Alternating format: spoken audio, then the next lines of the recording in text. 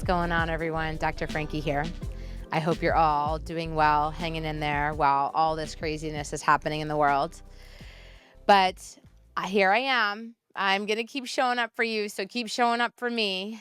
And I think right now, relationships matter most in life, right? So just holding the hope for each other, being like maintaining positivity, doing good in the world, trying to give back. Like my whole profession is like just so much about giving back and showing up and challenging myself and growing and learning. There's so much new information and research and knowledge to obtain that I can then share with you all, and it gives me great joy to be able to do that. And so I'm grateful that you keep showing up for me, and I'll do the same for you. And thank you for those that have subscribed to my channel.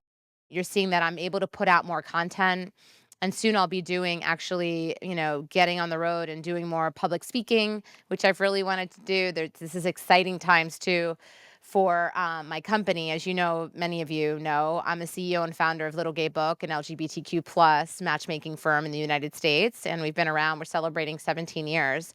And we just brought on an operations person. So what that means is that frees me up to do so much more in terms of getting in front of people like you that are motivated for change, that want to grow, that want to learn, and that are excited to just be in it and try new things and be experiential. So be ready for me.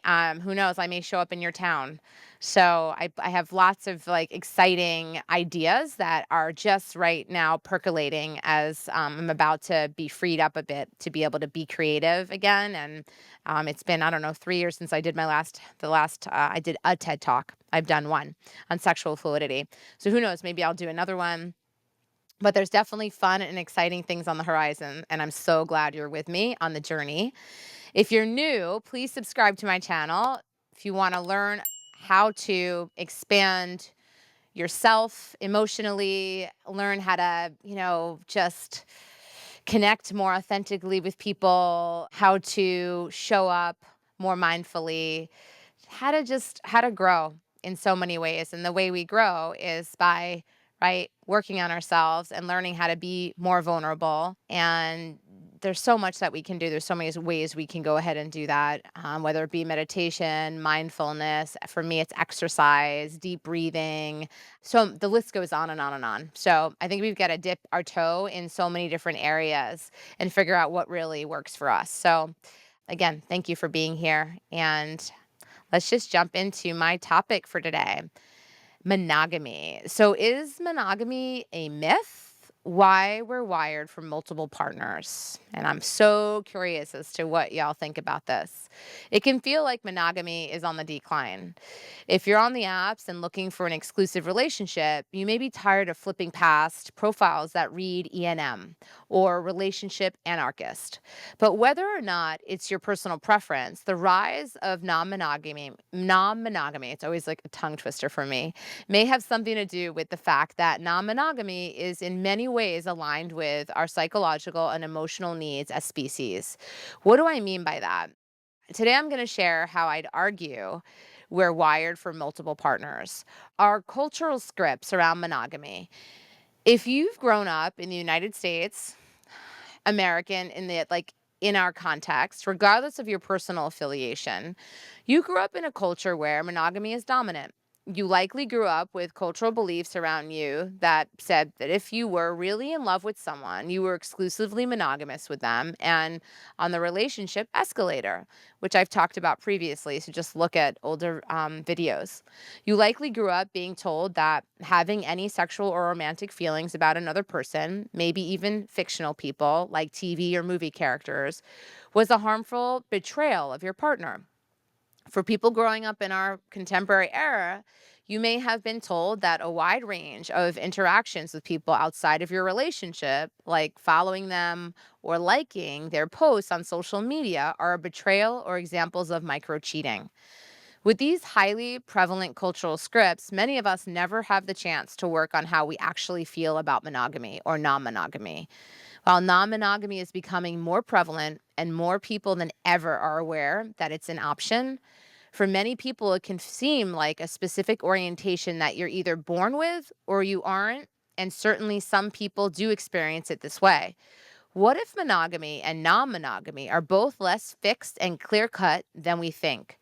What if all of us have something to gain from interrogating the narratives we've received passively about how relationships are supposed to look? Why monogamy doesn't work for everyone.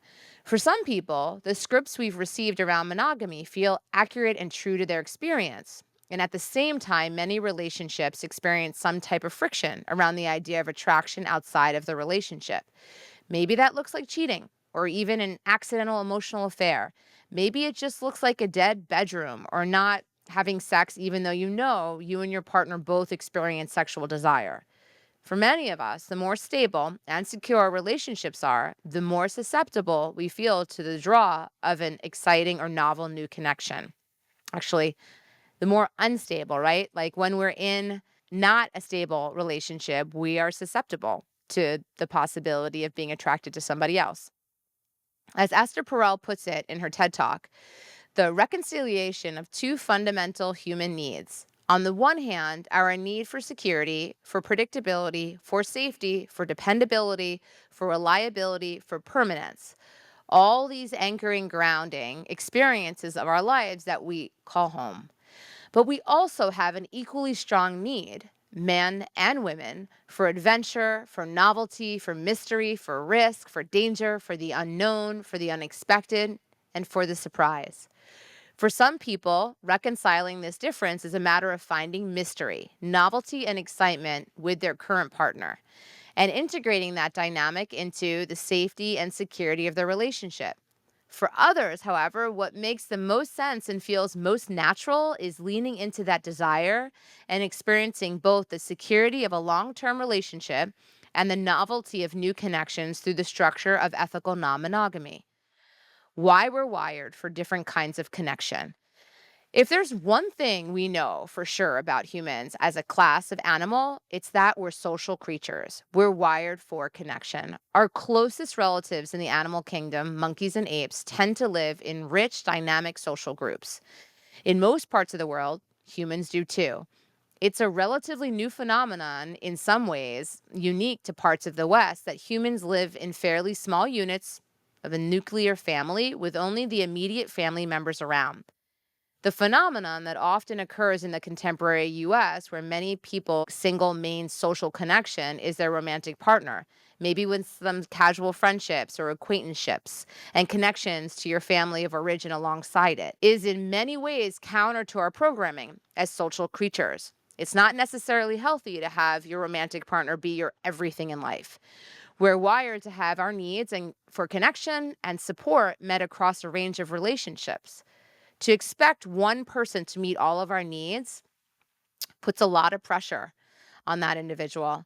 Does this mean humans are necessarily designed to have multiple romantic or sexual relationships? Some biologists think so, arguing that the survival of the species is more likely if humans mate more often with different partners. Some people think men are less likely to be constitutionally monogamous with a biological imperative to have children with as many different women as possible. It probably isn't quite that simple. There are many species of animal that mate monogamously for life, and some people feel this describes them as well. But looking around, we can see that this isn't universally true for humans. Most of us have some direct experience of romantic or sexual connection to more than one person at once. A harmless crush we had at work while happily married, or a time we cheated as a way of ending a dead end relationship, or the friend we realized we were in love with even though we were in a relationship. This doesn't mean that you need to have multiple relationships or date non monogamously, but it's helpful to realize that most of us are wired with the capacity for multiple kinds of connection, even if it's throughout our life. How many times have you left a relationship brokenhearted, feeling sure you've never felt that way about anyone again, or that you will never feel that way again about anyone, only to find yourself deeply in love again later on? Learning about the range of relationship styles and structures. Knowing that humans are wired for lots of different connections doesn't mean you're required to break up with your long term monogamous partner tomorrow and pursue polyamory full time. It does mean, however, that you might benefit from thinking more actively and intentionally about your relationships and their structure. If you're monogamous, what is it that you like about that approach to relationships? What appeals or doesn't appeal to you about non monogamy? When you look critically at your relationships, are there ways in which the boundaries of monogamy are more open than they might initially appear? Do you and your partner have the idea of a celebrity hall pass where you have tacit permission to sleep with Pedro Pascal or Sydney Sweeney if the opportunity even arises? Does your partner have a crush at work or school that you tease them about playfully? Do you ever feel a tender pang about an old ex or on anniversaries? While also being 100% sure about your commitment to your current partner. If so, none of these things need to mean anything specific about your relationships or your orientation, but they might be a cue to think intentionally and thoughtfully about why your relationships look the way they do, if only to make sure they look that way because you want them to, not just because it's the default. That's what I got for you today, everyone. Kisses, hugs, take real good care.